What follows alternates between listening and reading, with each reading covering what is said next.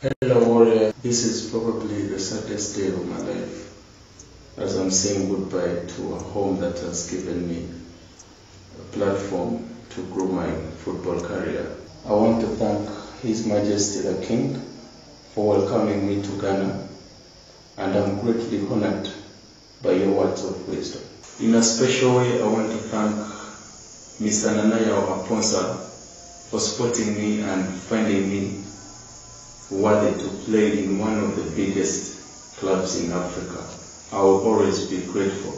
I also want to thank Coach Prosper Ogum for believing in me in the most difficult of times. And also in a special way, I want to thank Coach Apia for supporting me in challenging times. To the administration at large, I want to thank Mr.